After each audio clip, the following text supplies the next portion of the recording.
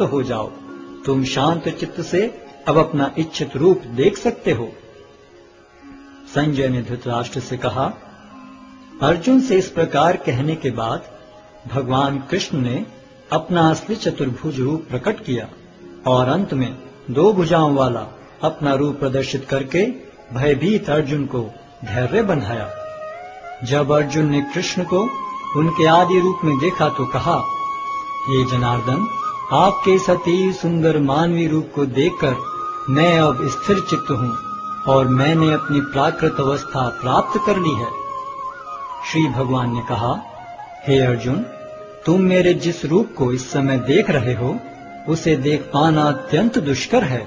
यहाँ तक कि देवता भी इस अत्यंत प्रिय रूप को देखने की ताक में रहते हैं। तुम अपने दिव्य नेत्रों से जिस रूप का दर्शन कर रहे हो उसे न तो वेदाध्ययन से, न कठिन तपस्या से, न दान से, न पूजा से ही जाना जा सकता है। कोई इन साधनों के द्वारा मुझे मेरे रूप में नहीं देख सकता। हे अर्जुन, केवल अनन्य भक्ति द्वारा मुझे उस रूप में समझा जा सकता है जिस रूप में मैं तुम्हारे समक्ष खड़ा हूँ, और इसी प्रकार मेरा साक्षात दर्शन भी किया जा सकता है। केवल इसी विधि से तुम मेरे ज्ञान के रहस्य को पा सकते हो। हे अर्जुन, जो व्यक्ति सकाम कर्मों तथा मनोधर्म के कलमश से मुक्त होकर मेरी शुद्ध भक्ति में तत्पर रहता है, जो मेरे लिए ही कर्म करता है, जो मुझे ही जीवन लक्ष्य समझता है और जो प्रत्येक जीव से मैत्री भाव रखता है, वह निश्चय ही मुझे प्राप्त करता है।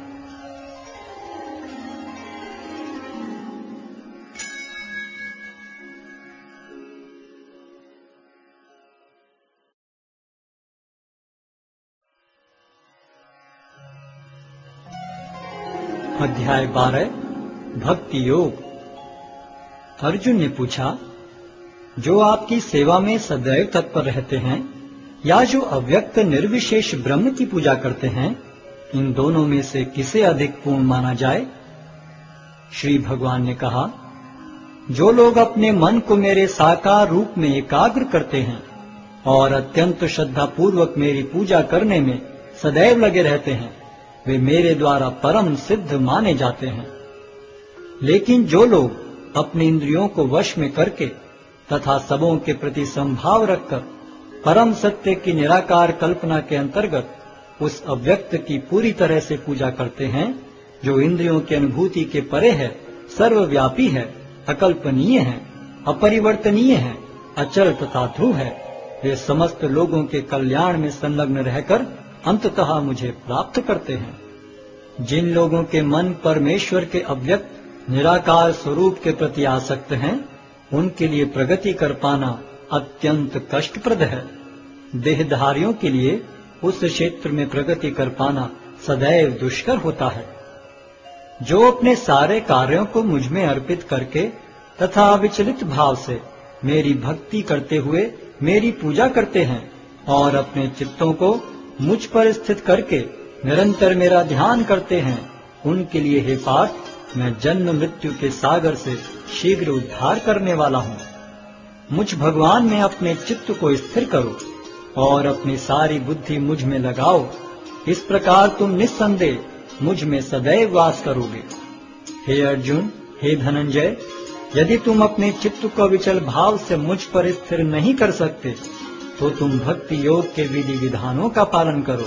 इस प्रकार तुम मुझे प्राप्त करने की चाह उत्पन्न करो। यदि तुम भक्ति योग के विधि विधानों का भी अभ्यास नहीं कर सकते तो मेरे लिए कर्म करने का प्रयत्न करो, क्योंकि मेरे लिए कर्म करने से तुम पूर्ण अवस्था को प्राप्त होगे।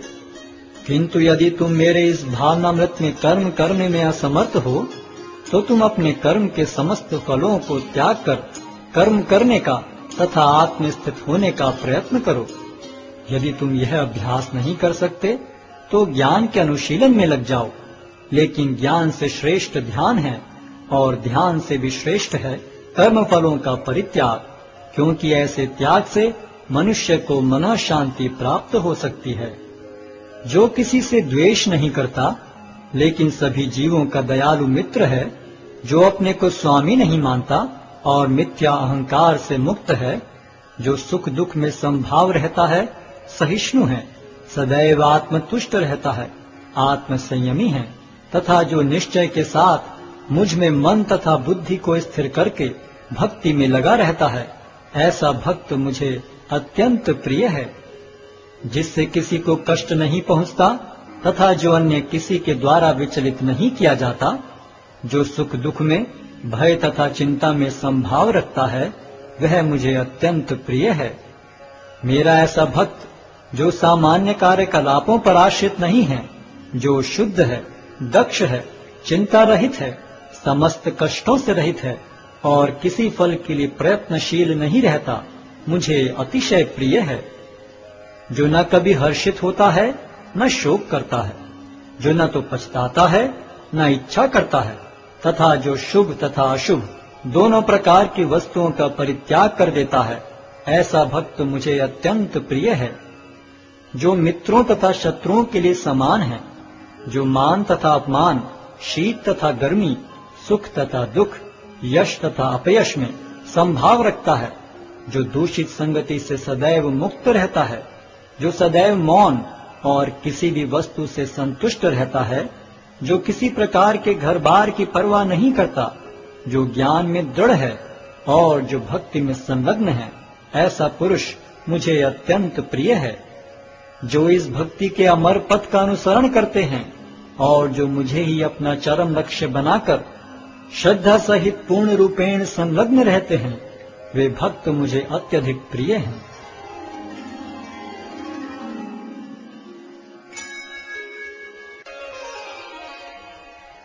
अध्याय 13 प्रकृति, पुरुष तथा चेतना।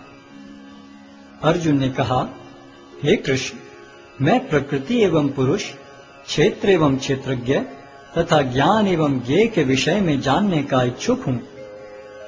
श्री भगवान ने कहा, हे कुंती पुत्र, यह शरीर क्षेत्र कहलाता है और इस क्षेत्र को जानने वाला क्षेत्रज्ञ है।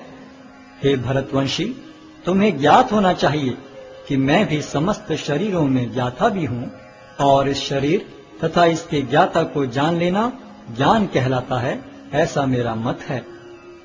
अब तुम मुझसे यह सब संक्षेप में सुनो कि कर्म क्षेत्र क्या है, यह किस प्रकार बना है, इसमें क्या परिवर्तन होते हैं, यह कहाँ से उत्पन्न होता है, इस कर्म क्षेत्र को जानने वाला कौन है और उसके क्या प्रभाव हैं।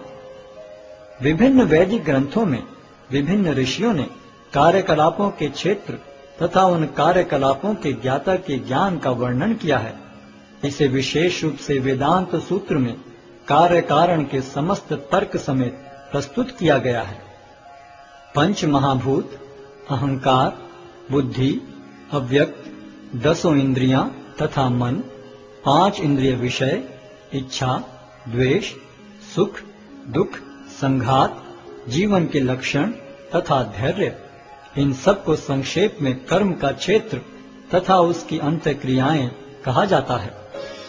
विनम्रता, दंभहीनता, अहिंसा, सहिष्णुता, सरलता, प्रामाणिक गुरु के पास जाना, पवित्रता, स्थिरता, आत्मसंयम, इंद्रिय तृप्ति के विषयों का परित्याग, अहंकार का अभाव, जन्म, मृत्यु, वृद्धावस्था तथा रोग के दोषों की अनुभूति, वैराग्य, संतान, स्त्री, घर तथा अन्य वस्तुओं की ममता से मुक्ति, अच्छी तथा बुरी घटनाओं के प्रति संभाव, मेरे प्रति निरंतर अनन्य भक्ति, एकांत स्थान में रहने की इच्छा, जन समूह से विलगाव, आत्म साक्षात्कार की महत्ता को स्वीकारना तथा परम सत्य की दार्शनिक खोज, इन सब को मैं ज्ञान घोषित करता हूँ और इनके अतिरिक्त जो भी है वह सब अज्ञान है। अब मैं तुम्हें ज्ञेय के विषय में बतलाऊंगा, जिसे जानकर तुम नित्य ब्रह्म का आस्वादन कर सकोगे।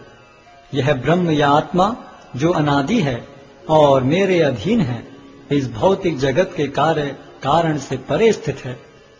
उनके हाथ, पांव, आंखें, सिर तथा मुंह तथा उनके कान सर्वत्र हैं। इस प्रकार परमात्मा सभी वस्तुओं में व्याप्त होकर अवस्थित है। परमात्मा समस्त इंद्रियों के मूल स्रोत हैं, फिर भी वे इंद्रियों से रहित हैं। वे समस्त जीवों के पालन करता